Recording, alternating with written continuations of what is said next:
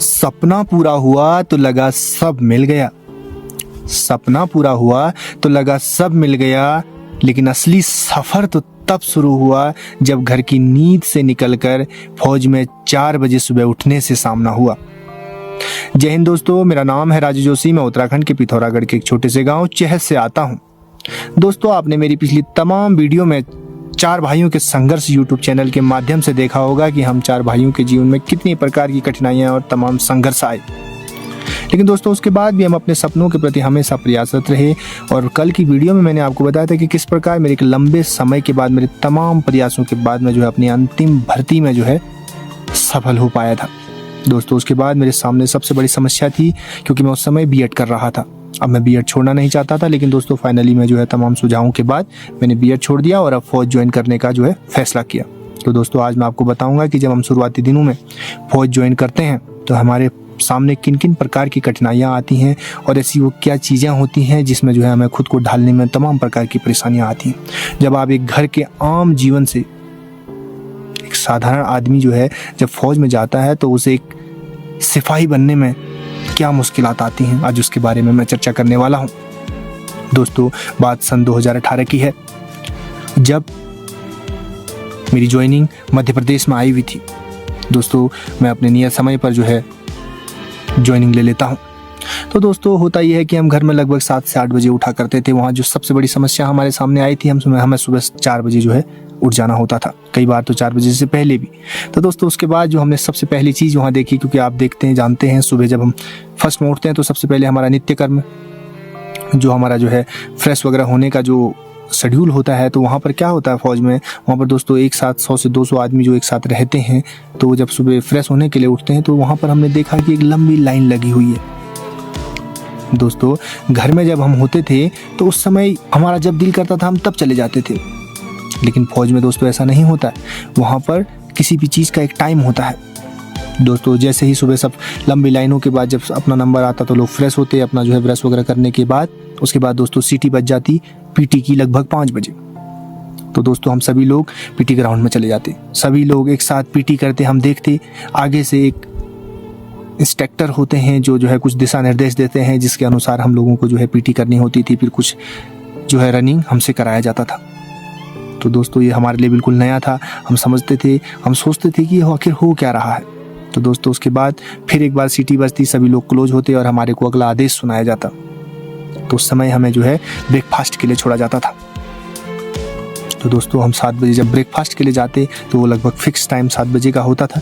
तो जब ब्रेकफास्ट के लिए जाते तो देखते वहाँ फिर उतनी लंबी लाइन लगी हुई है, 2 से 3 आदमी बांट रहे हैं और सभी लोग कतार में एकदम अनुशासन में लगे हुए हैं। तो दोस्तों सबसे पहले फौज में अगर मैंने कुछ सीखी तो वो था धैर्य, और उसके साथ था अनुशासन। दोस्तों घर में हम मेहनत जरूर कर रहे थे, मेहनती बचपन से थे, लेकिन जो अनुशासन और धैर्य फौज ने हमें सिखाया शायद वो हमारे अंदर पहले से नहीं था। मुझे लगता है कि शायद ही किसी के अंदर होता होगा, क्योंकि घर में हमारे सबके अपने क्रियाकलाप होते हैं वो विभिन्न टाइमों में होते हैं, लेकिन फौज में दोस्तों सभी लोगों का एक टाइम होता है। जैसे नाश्ता करने का एक टाइम है, लंच करने का एक टाइम है और डिनर करने का एक टाइम होता है। तो दोस्तों जब हमारा नंबर आता है तो हम भी ब्रेकफास्ट लेते हैं। तो हमने फौज में एक चीज़ और देखी, वहाँ हर रोज़ ब्रेकफास्ट अलग अलग मिलता था। दोस्तों हम बड़े खुश थे, क्योंकि इतने सारे लोग एक साथ खाना खाना, ऐसा लग रहा था कि हम अब बड़े घर में आ गए। घर तो छोटा था, लेकिन दोस्तों हमें जो घर मिला था वो बड़ा विशेष था। दिक्कतें तो आ रही थी, लेकिन मज़ा भी आ रहा था, क्योंकि हर चीज़ हर रोज़ नई नई चीज़ें हमें देखने को मिलती। तो दोस्तों जैसे हम नाश्ता करते तो ठीक उसके 8 बजे फिर सीटी बज जाती और हम फिर बताई हुई जगह पर इकट्ठे हो जाते। दोस्तों फिर से वहाँ पर वर्किंग होती और सबको अलग अलग प्रकार की वर्किंगें सुनाई जाती थी। दोस्तों अब ये समय थोड़ा सा लंबा होता, क्योंकि 8 से लगभग 11:30-12 बजे तक हमसे विभिन्न प्रकार के काम लिए जाते थे। जैसे किसी को कहीं पर खुदाई का काम दे दिया, किसी को कहीं झाड़ू लगाने का काम दे दिया, किसी को कहीं घास काटने का काम दे दिया, तो किसी को फूलों में पानी डालने का काम दे दिया। तो दोस्तों उस समय का एक किस्सा मुझे बड़ा याद आता है, मैं आपको बताना चाहता हूँ। उस समय तक हमारी ट्रेनिंग शुरू नहीं हुई थी, शुरुआती कुछ दिनों तक ट्रेनिंग शुरू नहीं होती है, उसकी डेट फिक्स होती है। तो दोस्तों उस समय एक वाकया मुझे याद आता है जो मैं कभी नहीं भूलता हूँ, क्योंकि मेरा शुरुआती दिन था। तो जो वहाँ पर एक BHM और CHM सर होते हैं, तो BHM सर हमें बुलाते हैं, तो हमको इकट्ठा करते हैं। तो हम में से 2 लड़कों को वो छांटते काम हमें देते हैं। दोस्तों उस काम को सुनकर आप बड़ा हंसोगे, क्या ऐसा भी फौज में होता है? दोस्तों कहीं ना कहीं उससे जो है हमें कुछ ना कुछ सिखाने का प्रयास किया जाता है। पर मैं जब शुरू में वो काम मेरे सामने आया था तो मुझे बड़ी हंसी आती है। दोस्तों वहाँ पर एक बड़ा सा गेट था, तो उस गेट पे 2-3 पेड़ हुआ करते थे, मतलब फूल के पेड़ होते हैं, पत्तीदार अच्छे हरे। तो हमें बताया गया कि वहाँ से एक बाल्टी लीजिए और एक गिलास लीजिए और उन एक एक पत्तियों को बढ़िया से जो है पानी से धो लीजिए। तो आप सोचिए अगर आपको कोई पेड़ के पत्तियों को धोने का काम दे तो इसका क्या मतलब है, आप क्या समझेंगे? लेकिन दोस्तों उसका मतलब होता है फौज में। फौज में अगर कोई भी काम आपसे कराया जाता है तो उसका कुछ ना कुछ मतलब जरूर होता है। तो दोस्तों हमें क्या था, हमने सोचा कि जैसे हम इस काम को करेंगे और हमें जो है छोड़ दिया जाएगा। तो हमने क्या किया कि दोस्त और मैंने एक बाल्टी पानी लिया और जो है गिलास से हम जो है फटाफट छींटा मार के जो है हमने कुछ आधा घंटे में जो है 3 पेड़ साफ कर दिए। और उसके बाद हम दोनों जो है खुशी खुशी साहब के पास जाते हैं और कहते हैं कि सर हमने जो है आपने जो काम बताया हमने उसको कर दिया। वो देखते हैं, फिर उसके बाद वो हमें कहते हैं कि अरे पगलो, मैंने तुमको ये नहीं कहा था कि इस पेड़ को कितने टाइम में करना है, मैंने तुमसे कहा था कि इसको करो। उनका कहने का मतलब ये था कि फौज में कोई भी काम एक तरीके से होता है। अगर इतना जल्दी करना होता तो मैं तुम्हें पाइप भी दे सकता था प्रेशर वाला, तुम 2 मिनट में धो लेते, काम ही अगर ख़त्म करना होता। तो उनका कहने का मतलब ये था कि उन्हें बड़े साहब के द्वारा आदेश दिया गया था कि इस काम को करना है। क्योंकि दोस्तों वो गेट था, वहाँ पर गाड़ियाँ आती जाती रहती थी। तो जैसे ही आपने अभी साफ किया, अभी 10 गाड़ियाँ निकलेंगी तो फिर वैसा ही हो जाएगा।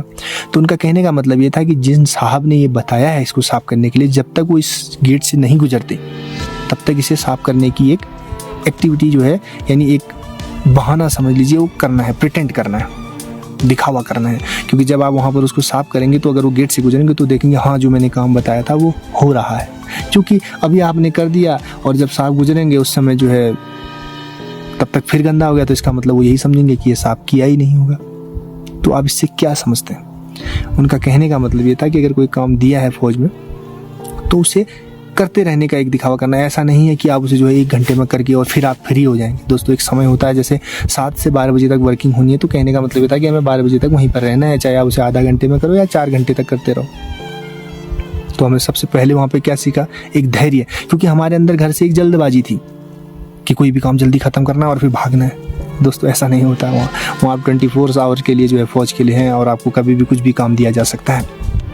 तो उस दिन हमने एक चीज़ सीखी कि कभी भी किसी काम में जल्दबाजी नहीं करनी है, जैसे उसको बताया जाता है वैसे ही करना है।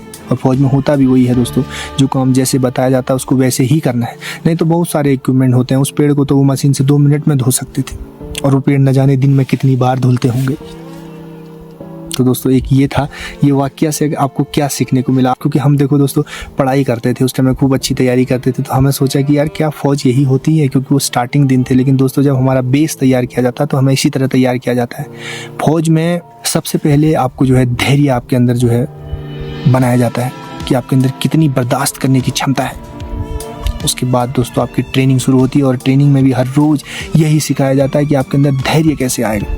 तो आप देखते होंगे कभी भी कोई जवान आपके आसपास आते होंगे तो उनके अंदर औरों के मुकाबले, जो हमारे सिविल्स भाई होते हैं उनके मुकाबले काफ़ी धैर्य आपको देखने को मिलता होगा। उनके काम करने की क्षमता, उनके सहन करने की क्षमता कहीं ना कहीं आपसे ज़्यादा मिलेगी। दर्द को बर्दाश्त करने का जो मादा होता है उनके अंदर एक सिविल से बहुत ज़्यादा होता है दोस्तों। वही मादा जो वही बर्दाश्त करने की क्षमता है वो हमें जो है औरों से अलग बनाती है।